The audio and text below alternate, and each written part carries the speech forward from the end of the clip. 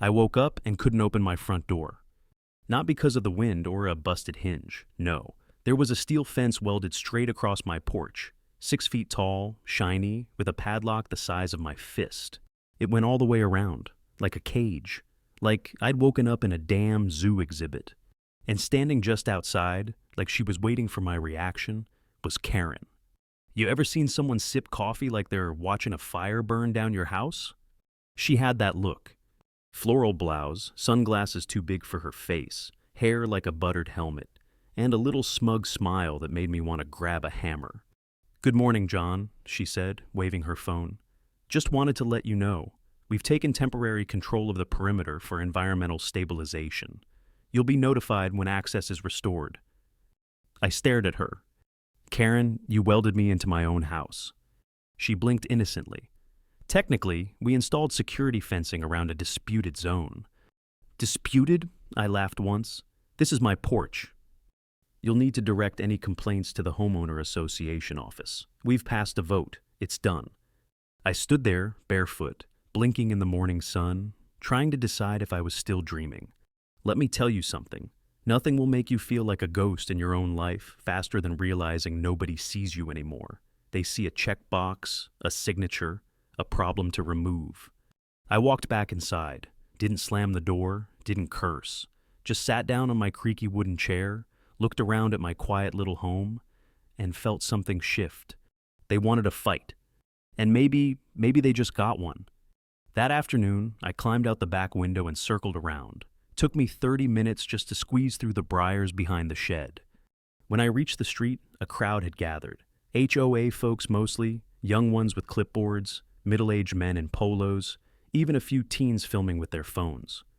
They all watched as Karen led a tour of my property like she owned the place, talking about community enhancements, safety corridors, wildlife buffer zones. I stepped into view. Someone gasped. Karen froze, then turned, smile still plastered on her face. "John, so good to see you out and about." I didn't say a word, just stared at her. Then I walked straight past the group toward my house. One of the younger men, a security guy in a yellow vest, stepped in front of me. "Sir, this is restricted." I kept walking, shoulder-checked him out of the way. He stumbled back. Cameras clicked. Someone yelled, "Whoa!" I climbed the porch steps, grabbed the padlock with both hands, and pulled. Didn't budge. I looked back at the crowd. Karen was whispering to someone, phones everywhere. Then that same guard ran up behind me and tried to grab my arm. Big mistake. We wrestled. I'm not proud of how clumsy it looked. 2 old idiots shoving each other on a porch, but when he pushed me, I slipped on the step and hit the ground hard. Flat on my back, staring up at the sky, my head ringing, my ribs sore. And that's when I heard the laughter. Not just from the crowd, from Karen. Not loud, not giddy, just soft, satisfied. That was the moment I decided they weren't getting away with this. You ever had one of those moments where your pride's on the floor next to you and all you can think is, "I've had enough"? That night, after patching myself up, I called my grandson. Mike, 18, smart, stubborn, like his mom. We hadn't talked in months, not since he dropped out of college. He showed up the next morning with a metal key on a shoelace. No explanation, just smiled and said, "Time to get your hands dirty, Grandpa." The key was to my old tractor. The one my dad left me, the one I hadn't started in 15 years. But that engine still remembered my touch. And if you think this was the part where I filed a complaint or called a lawyer, nah. I had a better idea. Because sometimes, when they fence you in, you come back through the fence, with the throttle wide open. I'll tell you what, there's no smell quite like 15-year-old diesel. That morning, I pulled back the tarp in the shed and stood there staring at that old machine. Dust thick enough to write a novel on it, rust curling along the hood like old paint peeling off sunburned skin. But she was still mine. My dad bought that tractor the year I was born. We dug fence posts with it, hauled wood. Hell, I learned to drive sitting in his lap, gripping the wheel while he worked the clutch. You don't forget a machine like that, and it sure as hell doesn't forget you. I poured in fresh fuel, rigged up a battery jump, and said a little prayer to the gods of combustion. And you know what? On the 3rd try, that engine coughed back to life. Mike stood there grinning like a kid on Christmas morning. "You're not seriously?" "Oh, I'm serious," I said. "Time to test their fence." We waited till late afternoon. Most of the HOA crowd was gone. Just a couple of security types standing around, arms crossed, looking bored. I backed the tractor out slow, tires groaning, engine rattling like 1,000 angry bees, pulled up right to the edge of my driveway. The moment they saw me, radios started buzzing. Karen came jogging out of nowhere, waving her phone. "John, stop! This is escalation. This is illegal." Yes, I raised a hand like I was tipping my hat. Then I put the tractor in gear and eased forward. You should have seen their faces when that front loader touched the fence. It didn't crash through, just leaned, bent, then gave way with a slow, grinding screech that echoed down the whole block. Padlock popped, posts cracked, the whole line tilted inward like dominoes. And I just kept driving, straight through. By the time I hit the porch, folks had gathered again, cameras out, kids cheering. One guy actually clapped. I parked right in front of my door, climbed down, and sat on the steps like it was just another Tuesday. Karen stood across the lawn, red-faced and trembling. "This is not over," she yelled. "You assaulted HOA property." I just looked at her. "Karen, you put a cage on my house. I'm done playing polite." She pointed at Mike. "And you're trespassing. I'll have you arrested." Mike took a step forward, calm, confident. "Try it," he said, "and make sure the cameras catch it." You could hear the tension crackle. But Karen wasn't stupid, not entirely. She backed off, muttered something about calling legal, then turned and stormed off, heels stabbing the dirt like they owed her money. That night, I sat on the porch watching the sun go down behind the trees. Fence was gone, house was quiet. Mike handed me a beer without a word. I don't remember what we talked about, probably nothing important, but it felt like I could breathe again, at least until morning. Because that's when I saw the signs. Literal ones, dozens of them. Unauthorized construction, pending review. Notice of violation, Section 14-8B. HOA oversight zone, restricted access. They'd planted them like tombstones all along my property line. Bright red letters, official stamps, plastic flags fluttering like war banners. They weren't coming with hammers anymore. They were coming with paper. And this time, they wanted to bury me under it. Ever feel like the rules change the second you start winning? Because that's exactly what this was. They couldn't beat me with fences, so now they'd try bylaws. Mike said, "We can fight this." I nodded. But I already knew. It wasn't just about a fence anymore. It was about pushing back against people who think the rules don't apply to them, about reminding folks like Karen that some of us still have fight left in us. And I had one more card to play. But I'd need help, the kind that doesn't wear a suit, the kind that knows how to read between lines. Time to dig deeper, literally. There's a kind of silence that only comes after a sneak attack. That morning, I didn't wake up to birds, or tractors, or Karen's voice. I woke up to stillness, the kind that makes your skin itch. Then I stepped outside and saw what they'd done. Every 10 feet along my fence line, they'd planted a new sign, some with warning tape, some with little laminated maps. One even had a photo of my house. They made it look official, real professional, like the government itself had staked a claim. Mike walked up behind me, holding coffee. He didn't say a word, just handed me the mug and stared. "You think they stayed up all night doing this?" I asked. He shrugged. "You poked the beast." I looked at the sign nearest to us. HOA oversight zone, pending compliance. It was staked directly into the grave where I'd buried our old dog. That did something to me. You ever felt that hot, slow burn behind your eyes? The kind that doesn't explode, it just simmers, like lava waiting for a crack. I didn't lash out, not yet. Instead, I made some calls. I had an old friend, Tommy, used to run a welding shop back before they priced him out of town. These days, he lived in an RV and took cash jobs off Craigslist. Tommy showed up with two things, a portable welder and a six-pack. We worked all afternoon, removed what was left of the fence, tore out every post, every screw, reclaimed every inch of my land with a sledgehammer and crowbar. And at sunset, we built something new, a sign of our own. Big slab of wood, 6 feet wide, painted red, white letters, said one thing, Private property. Trespassers will be filmed and featured. Tommy laughed so hard he nearly fell off the ladder. Karen didn't come by that night, but I saw her car cruising past. Slow. Real slow. She knew we weren't backing down. Next morning, I found something different taped to my front door. A letter from a lawyer. Not folded, not mailed, just taped there like a threat. A cease and desist.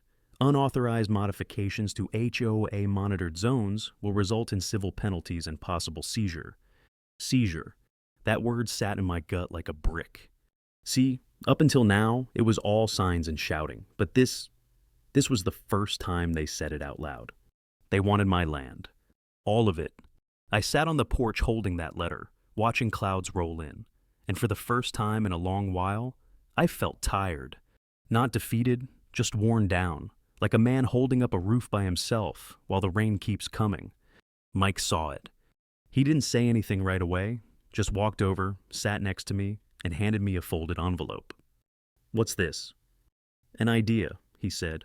Inside was a printed screenshot, a forum thread. Locals talking about a former HOA engineer fired last year. Claimed he had dirt, real dirt, on how the board manipulated maps, rezoned public trails, buried reports. Guy's name was Leon, lived out by the state line. "You think he'll talk?" I asked. Mike grinned. "Let's go find out." So we did. Drove 2 hours into the hills. Dusty roads, no cell service, mailbox held together with duct tape. Leon opened the door shirtless, barefoot, and holding a wrench. "Y'all cops?" "Nope," I said, "just tired of getting steamrolled." He let us in. His place was a mess, but the man had receipts, literally, and maps, documents, emails, and one very specific printout, a site plan showing Karen's so-called wildlife buffer zone, approved on land she didn't legally control. And guess what? My porch was never in it. They'd forged the coordinates. Leon leaned back, cracking a beer. "I tried blowing the whistle last year. No one listened, but maybe now's a good time to stir the pot." We drove home with a flash drive full of fireworks. And I knew exactly where to light the fuse. Because if Karen wanted a war of papers, I just got myself a warhead. You ever feel like you're holding a loaded gun, but you're not sure where to aim it?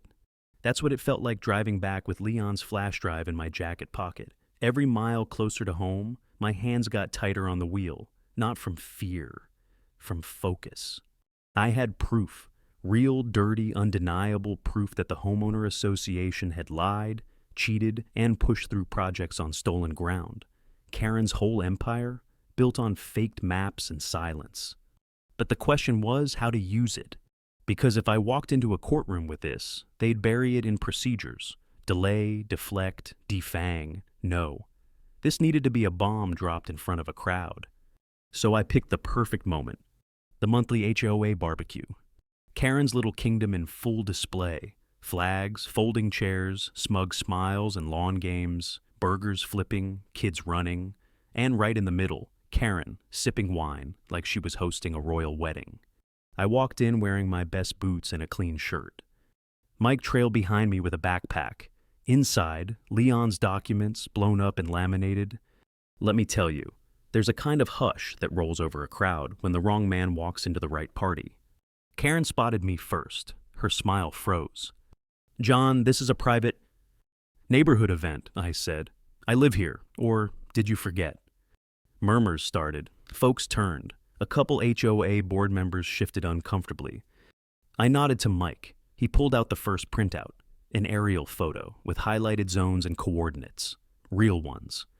"Everyone here deserves to know something," I said, loud enough for the bounce house to deflate. "This here," I held up the photo, "is what your HOA called the wildlife buffer zone. Only problem, it doesn't include my house. Never did." I turned to Karen.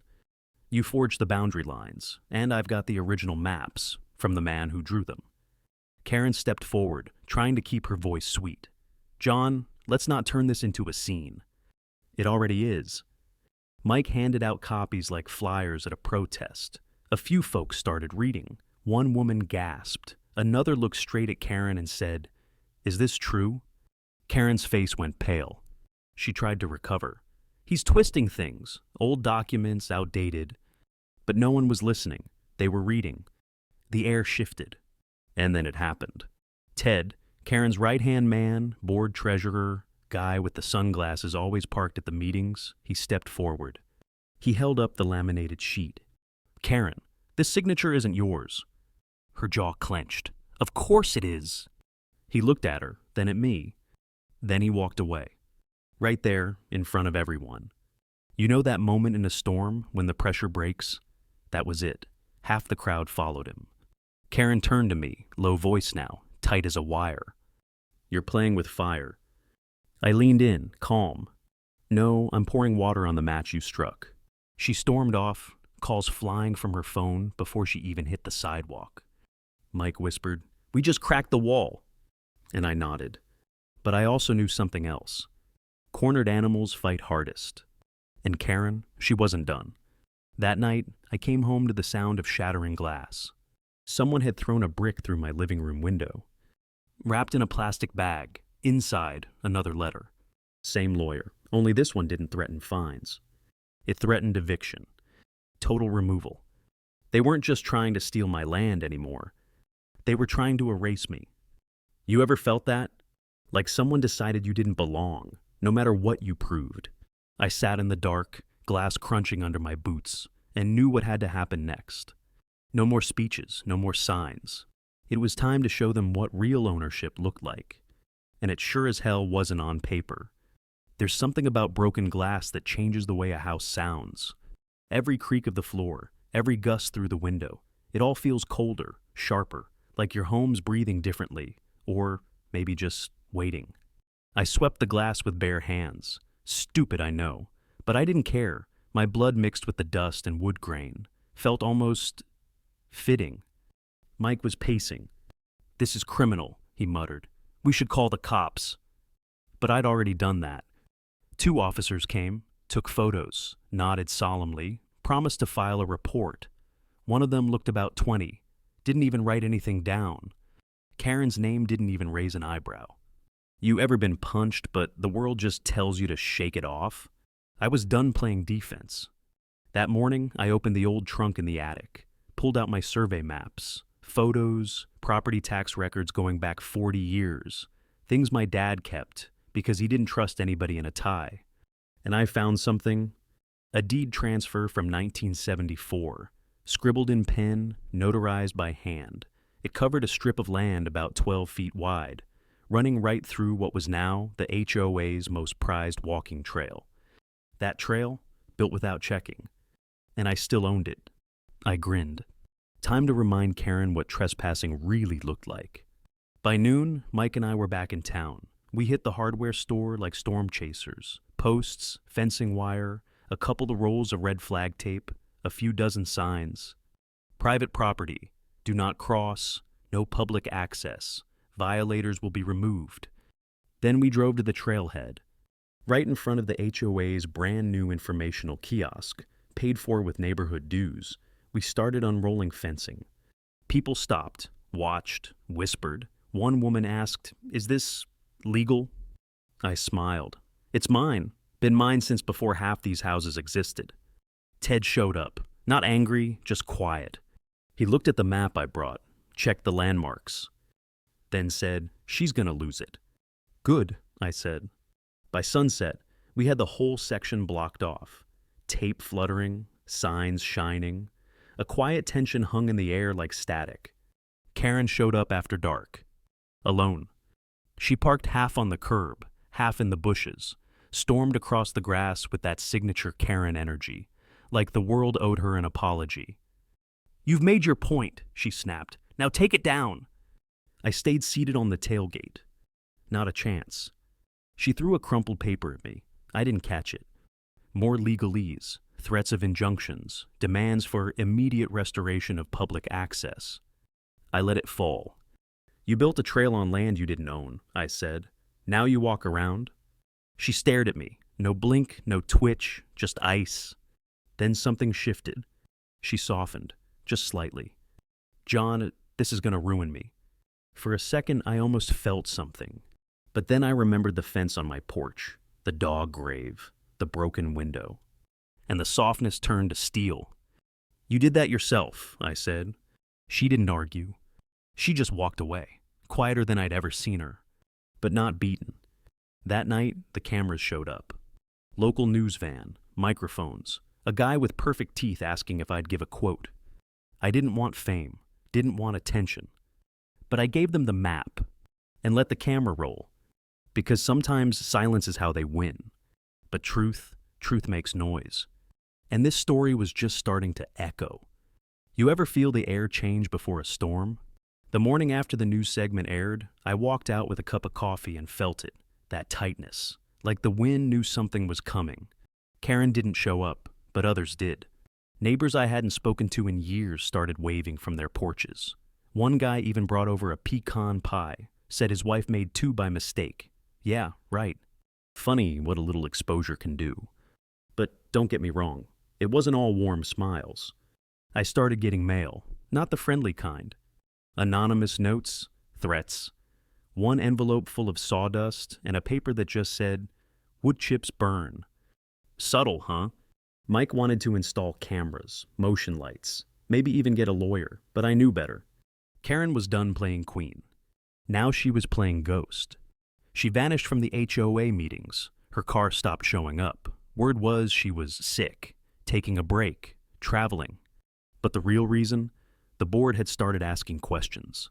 Ted called me, said the HOA had voted to do an internal audit, said my land wasn't the only one in the gray zone. That's when it hit me. I wasn't the only one. They'd done this before. Pushed fences, fudged lines, claimed land that didn't belong to them, always just a few feet here and there, buried in legal dust. I thought this was about me. It wasn't. It was a system. So I did what anyone would do in my boots. I went to the town library. Now, libraries aren't just for books, not when you've got a librarian like Doris. 83 years old, spine like a steel rod, and a memory sharper than most computers. She helped me pull old zoning maps, meeting minutes, permit applications from the last 20 years. And piece by piece, the picture got clearer. Karen and her crew had been slowly shifting boundaries for over a decade, quietly, systematically. Enough to go unnoticed, but over time, it stacked up. 3 families lost sheds. 2 had backyard pools cited for violations, and later absorbed into HOA green zones. One guy moved out after a fence dispute. His house became a rental property, owned by Karen's cousin. I brought it all home, spread the files across the kitchen table. Mike walked in, took one look, and said, "This isn't a land grab, it's a blueprint." Exactly. Now here's where it turns. Late that night, I was out on the porch again. No lights, just the hum of insects and my tired thoughts. That's when I saw the headlights. SUV, dark, windows tinted. It pulled up slow, no sound but tires on gravel. Door opened. Karen stepped out. Hair down, no sunglasses, no clipboard. She looked small. She walked up to the porch and stopped 6 feet away. "I came alone," she said. I didn't move. She looked around like she wasn't sure what to do with her hands. Then she pulled out a flash drive, held it out. "What's that?" I asked. "Every document," she said. "Everything we did, every vote, every approval, even the stuff we buried." I didn't take it. She lowered her hand. "I want to make it right." I laughed. Couldn't help it. "Now, after all this?" "I'm tired," she whispered. "They'll come after me anyway. You just lit the match." I stared at her, then said, "You're not afraid of me. You're afraid of everyone else finding out." She nodded and walked away, left the flash drive on my porch step. You ever seen someone surrender without saying it out loud? I watched her taillights vanish into the dark, and I realized this wasn't about beating Karen anymore. It was about burning the whole damn scheme down. Not out of revenge, but so no one else ever had to live through it again. The next morning, I didn't open the flash drive right away.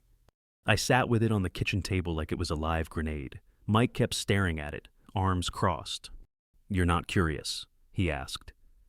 "I'm real curious," I said. "I'm also real tired of fires." Truth was, I knew once I opened it, there'd be no going back. So I waited, drank my coffee, fed the chickens, watched the fog roll off the trees like breath on glass. Then I plugged it in, and just like she promised, it was all there. Scanned contracts, emails, voter sheets with the same 5 names repeated, financial transfers, construction bids, even one audio recording, Karen chewing out a board member for questioning her side projects.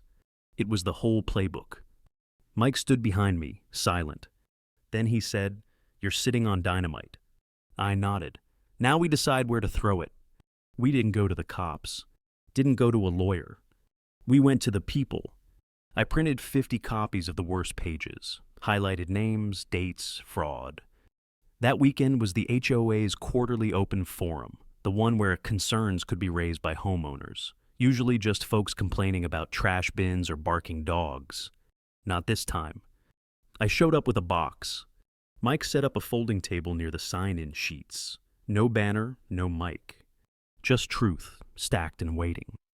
Karen didn't come, but Ted did, and half the board, and a whole lot more neighbors than usual.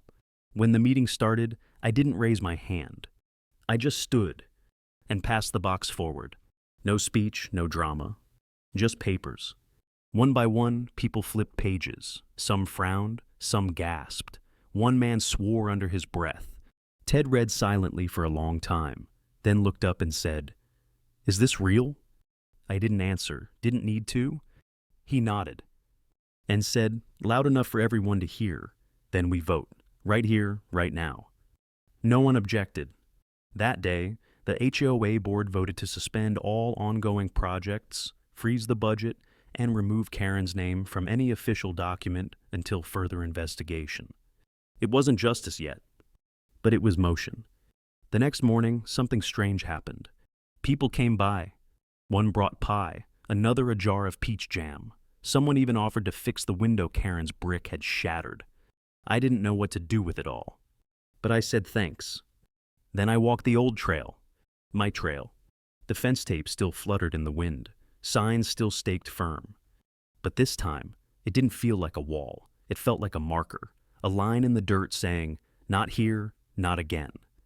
And as I stood there, I saw kids riding bikes nearby, saw a couple walking a dog. Nobody stepped over. Not out of fear, out of respect. Funny thing about lines, they don't just divide, they define. And this one, it finally said the truth out loud. You ever fight so hard for something that used to be invisible? Now it was real. Now they saw it too. Mike came up behind me. "So what now?" he asked. I looked out at the trees, the land, and I smiled. Now we rebuild it on our terms. 2 weeks passed. No bricks, no letters, no fences overnight. Karen disappeared from the neighborhood newsletter. Her name came off the HOA sign. Even the email blasts stopped sounding like threats and started sounding like neighbors. But I wasn't celebrating. Not yet. Because when you've been pushed long enough, you stop trusting quiet. You wait for the next punch. It came on a Thursday. Certified envelope, no return address, thick paper. Inside, an offer. $50,000 for a voluntary sale of borderland. One paragraph, one signature line. No sender name, just a shell company. Mike read it twice. "They're trying to buy their way out," he said. I nodded, trying to erase the fight, rewrite the ending. He asked what I was going to do. I didn't answer. Not right away. Instead, I walked the line. Back to the edge of my land, where the trail met the trees, where all this started. And I stood there, thinking.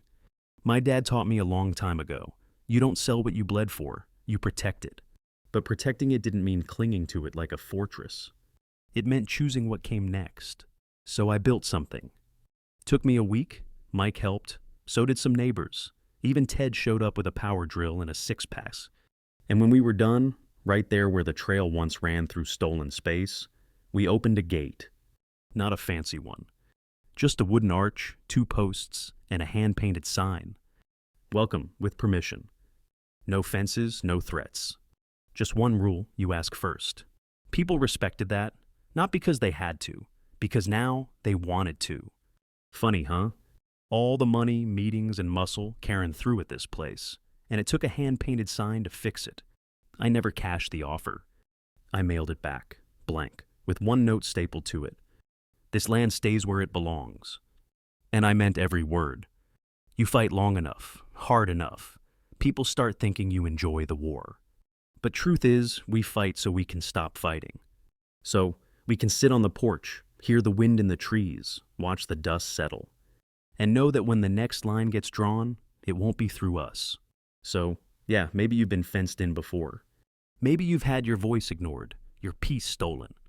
But I'm here to tell you, it ain't permanent. You stand up once, just once, with both feet planted and your heart loud in your chest. You'd be amazed how fast the world remembers where the real lines are. And if this story hit close to home, well, maybe go ahead and hit that like button. And next time someone tells you the rules are already written, remind them who holds the pen.